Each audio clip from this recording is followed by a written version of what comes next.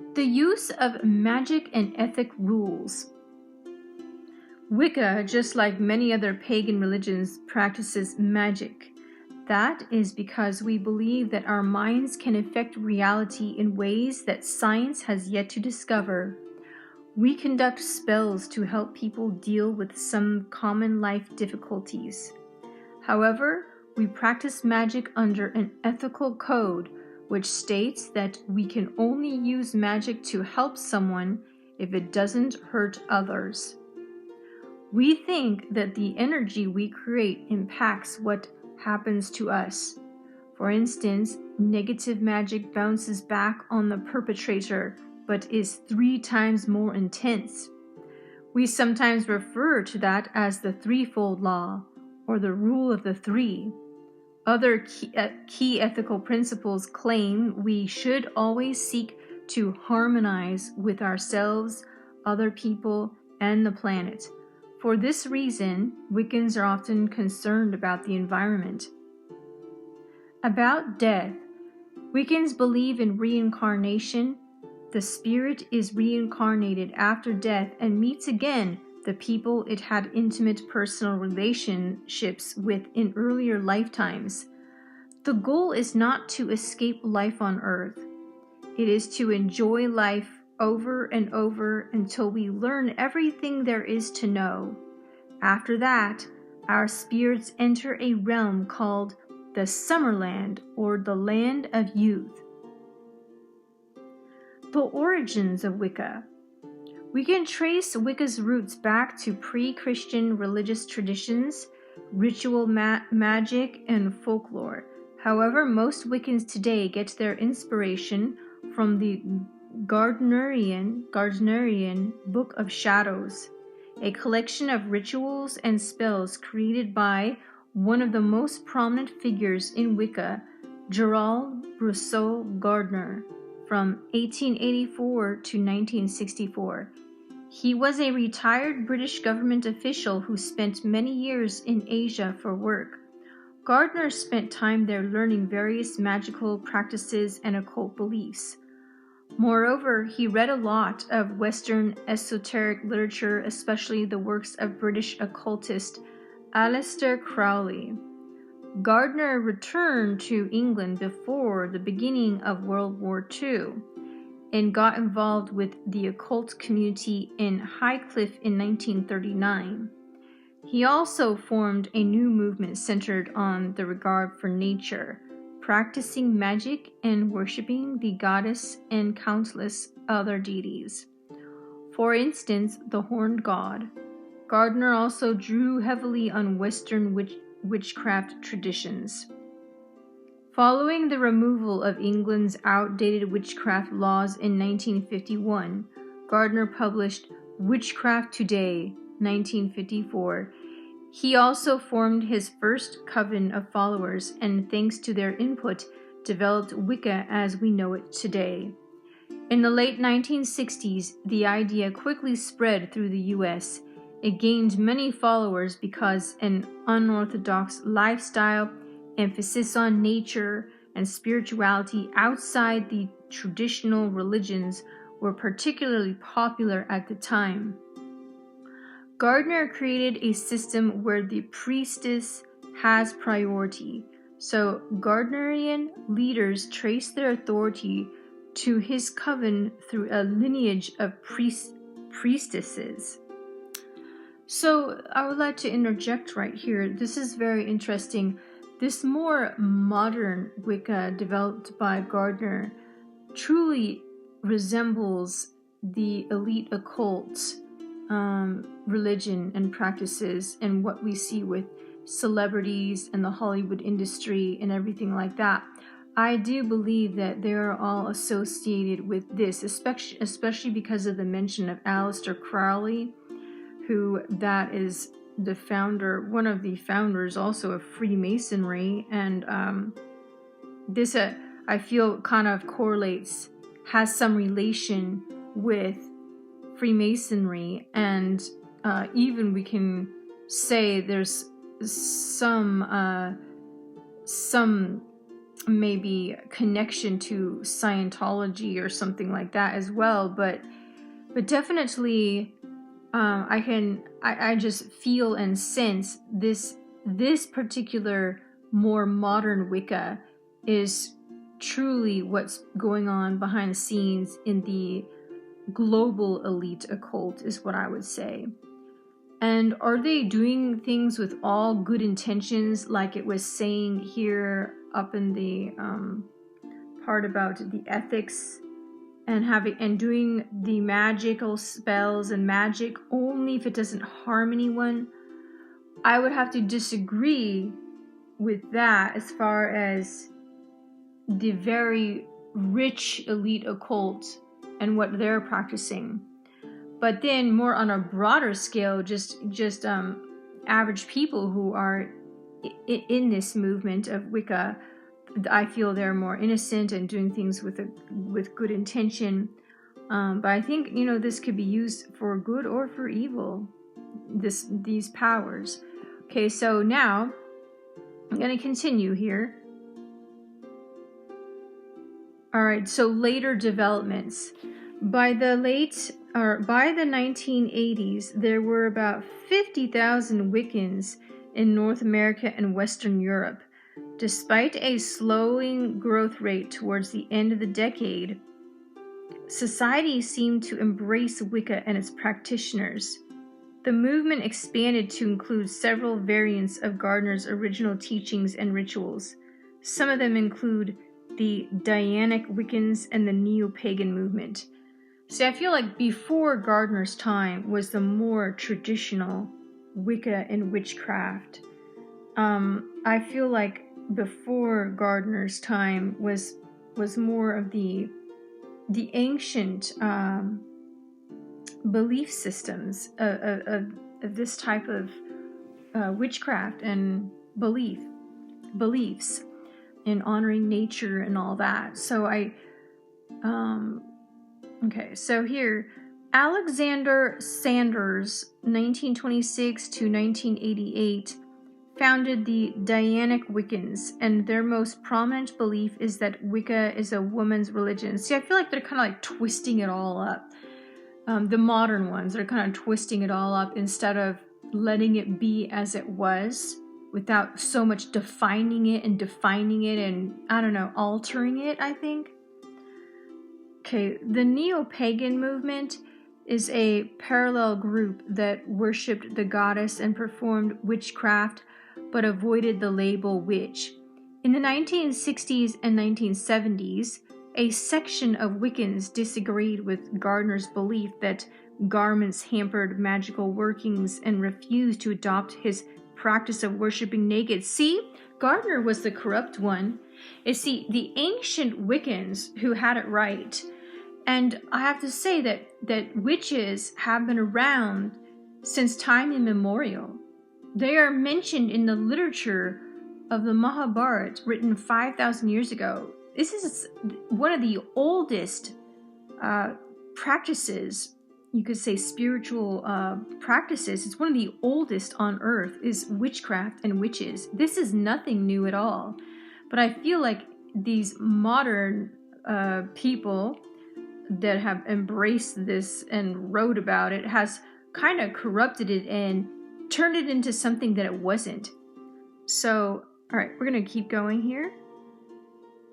See, he wanted to do these magical workings naked, and then there's some Wiccans who basically didn't go with that, didn't believe that. So instead, they wore ritual robes and claimed they based their beliefs on pre-Gardnerian sources. That's right, calling them traditionalists. So if I was to be a Wiccan, I would be a traditionalist, because I wouldn't go for this modern crap. So here we go. I'm going to continue. As the second generation of Wiccans and Neo-Paganists took over, they dismissed the idea that Gardner inherited the original set of witchcraft rites and practices from pre-Christian paganism. Earlier Wiccans used to cite Margaret Murray's work, such as The Witch Cult in Western Europe, 1921, and her article Witchcraft, published in the 14th century of the Encyclopedia Britannica, 1929, to strengthen their claims of the ancient origins. However, now we mostly recognize that Wicca started with Gardner. Well, I think Gardner's crap. Okay. In the 21st century, we can find Wiccans and neo-paganists across Northern and Western Europe in English-speaking areas. There are no exact estimates on how many followers there are, but the number ranges from 100,000 to more than 1.5 million. What is the difference between Wicca and witchcraft? The first difference is that Wicca is a religion and witchcraft is a practice. The two systems also have different purposes. Since Wicca is a religion, its purpose is to honor the god, goddess, and value personal spirituality. Contrastingly, witchcraft doesn't have any deities. Its focus lies only on magic and using spells to get desired results. Well, that's also false, because in witchcraft, some of the magic spells used, sometimes they invoke certain deities to gain the powers to have the spells work properly. So I would disagree with that statement. Furthermore, witchcraft guards its secrets carefully, so you won't find all information about it in books.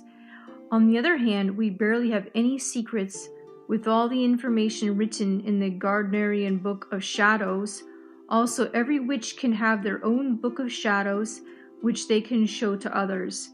Just like Wiccans, those who practice witchcraft can join any religion, so there can be Jewish, Christian, Muslim, etc., Wiccans and witches. What is the difference between Wicca and paganism? A pagan is a part of a cultural, spiritual, or religious community focused on nature and worship. So paganism is a broad term that refers to or inspires many different styles of spirituality.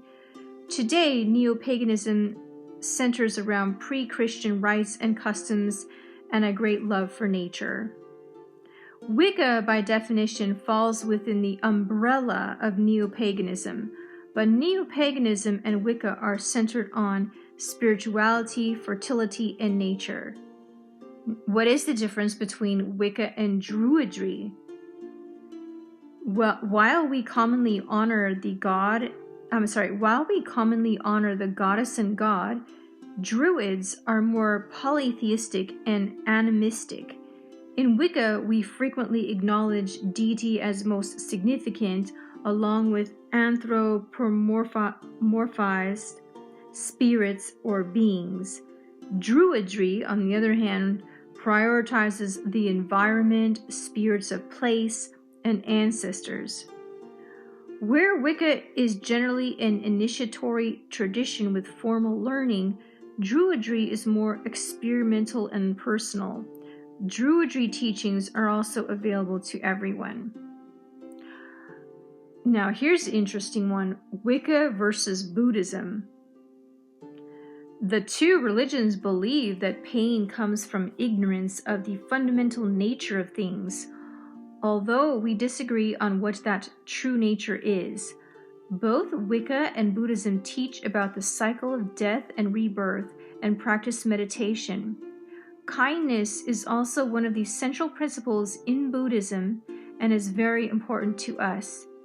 However, where we work with deities, Buddhism ignores their existence.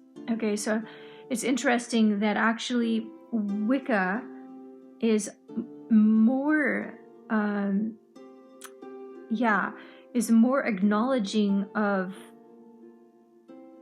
I would say, gods and goddesses than Buddhism. Buddhism is really trying to get you to focus on the inner self and becoming enlightened and helping others to become enlightened too.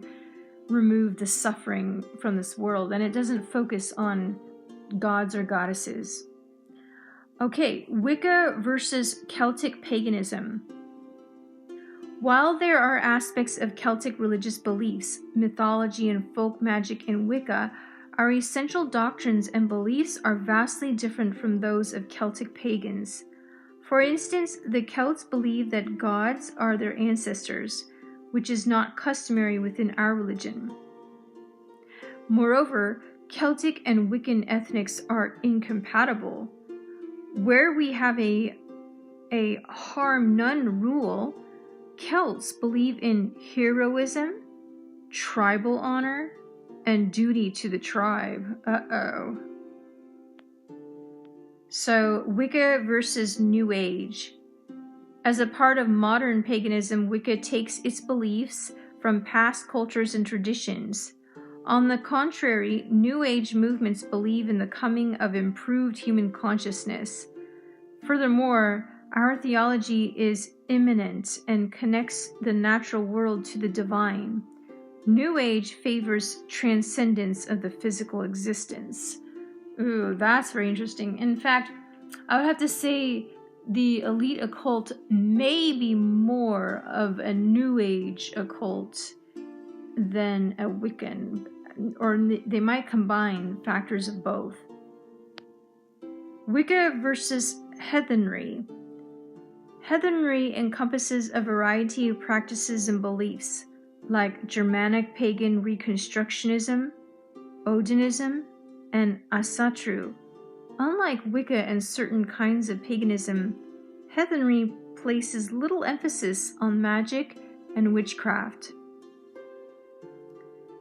Gods and ancestors are central to this religion. Oh, this is very interesting. Gets more and more interesting as we go. What is Draconic Wicca? Oh, here we go. Draconic Wicca is a branch of Wicca practiced mostly in Asia. What makes this movement stand out is that instead of goddess and god, the practitioners use the powers of dragons. There are different types of dragons with unique personalities.